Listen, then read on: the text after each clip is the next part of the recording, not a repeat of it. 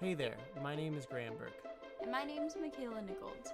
When Graham and I first started dating, we made a list. And on this list, we had 100 things we wanted to do together. The majority were completely random, like carving watermelons or visiting the Fremont Troll. Mikaela, I don't think you're supposed to eat that. Things get a bit interesting. Anyway, one of the items on the list is to investigate a local legend. Now that's something we get to cross off our list.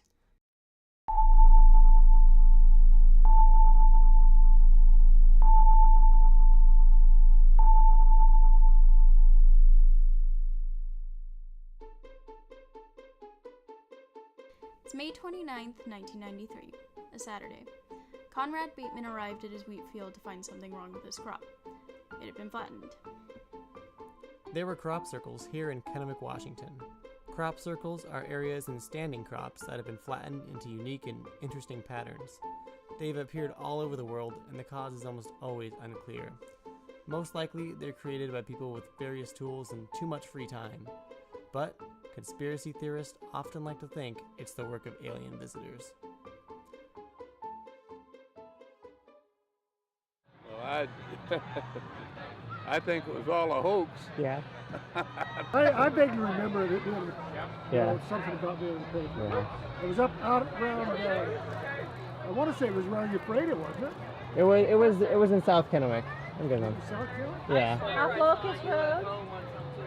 Locust would be south of between here and Herberston. After talking with some local Tri-Cities folks, Mikaela and I decided to go to the Richland Public Library to look for an official record of the crop circles. Thank you.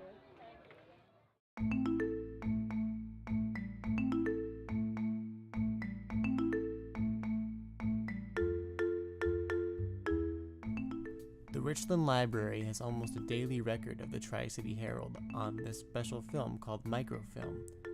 We looked through late May and early June, but we couldn't find an article about the crop circles. However, June 1st and June 2nd were both missing from that library. So we went to a library in Kennewick and found the missing days. There was an article printed on June 1st about the crop circles in Kennewick. However, it was pretty faded and it was kind of hard to read. We managed to get a hold of a contact we had inside of the Tri-City Herald, and he let us in to look at the actual printed copy.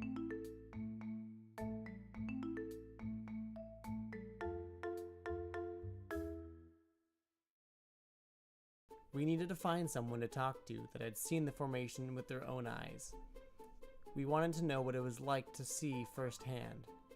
Was it aliens or was it a prank? But before we get to that, let me explain why these crop circles interest so many people on the internet in the first place. There is a connection between another crop circle happening in New York State 52 days later and Mexico's oldest excavated pyramids at the Mesoamerican Teotihuacan site. Internet researchers say the distance between the crop circles in Kennewick and New York is 2,160 miles. The distance between Teotihuacan and Kennewick, as well as the distance between Teotihuacan and Herkimer, New York, is pretty close to 2,160 miles. 2,160 is also the number of years in the Mayan celestial age. It is also the diameter of the moon in miles. Researchers have found ways to tie information from those crop circles to volcanic and seismic activity across the globe. But that's a discussion for another day, because conspiracy theories are just that, theories. All that we know for sure right now is that there were crop circles in Kennewick, but there's no evidence to support the claim that it was even the work of aliens in the first place. A lot of the people we talked to that had lived in the Tri-Cities in the 1990s hadn't heard of our crop circles. However, we found someone who had not only heard of the crop circles, but he had seen them. In fact, he photographed them. My name is Bob Roddy, and I'm the photo editor at the Tri-City Herald. And I've been working at the Tri-City Herald for 33 years. Wow, that's a long time. I think I was able to, if I recall, it was up in a wheat field, and it was pretty sizable. And I'm pretty sure I used a pretty strong telephoto lens from quite a distance to be able to capture that whole. I think probably showing the pattern and kind of the shape was pretty important to, convey that to folks on what exactly was there. I seem to recall it generating, some community interest, and folks were responding. Obviously, before the days of the internet and Facebook, and it would make me curious if we were to publish something like that today, what kind of comments there might be. Yeah. I seem to recall, once again, it was circular shaped with some interconnecting areas.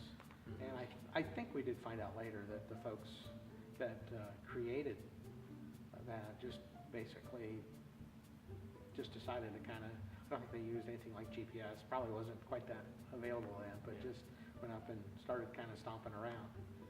I do seem to recall one kind of spin-off too was the next year, if I recall, that field then was, I don't think was planted, and because they rotate the crops. Right.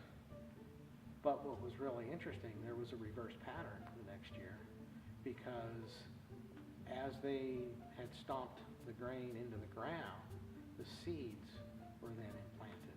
So the next year, it grew reverse. We actually learned a lot from talking to Bob Brody, but after that, I actually managed to get a phone number for the man that owned the wheat field, Larry Bateman. Had you heard of crop circles before it happened on your property? Oh yeah, I've seen articles in Reader's Digest, National Geographic, and whatnot. Yeah, I was aware of them. Yeah. I mean, was there ever any doubt in your mind that it wasn't some kids playing a prank? Well, you never know. There's always that outside possibility, but for the most part, I didn't figure it was anything more than just a prank. Right. Because one of the neighbors that farmed further west, he, I think the next year, after ours, he had a crop circle, show up in his, but it was in the field in the hillside where there was no traffic, nobody could see it. Right. The most humorous part of it was the willingness of the people to believe that it could actually be extraterrestrial. Yeah. Yep. And I'm not ruling it out, but highly unlikely. Yeah, there's certainly a lot of evidence to say that it was just some kids having fun.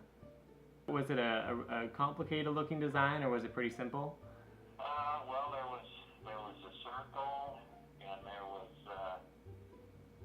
trying to remember, there was something sticking out the top of it, and then it went.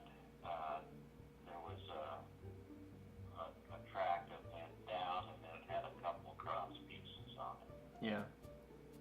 It was. I would say it was a fairly simple design, not anything elaborate like some of those over in England.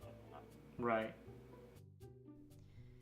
So, were these crop circles made by humans or aliens? Most of the evidence says it was some elaborate hoax. However, no one knows for sure. We did learn that the crop circles were real. Larry Bateman also told us that researchers came from around the world to look at his crops and take samples.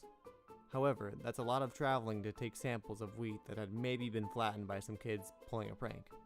Either way, these crop circles were very real and are an interesting footnote in the history of Kennewick.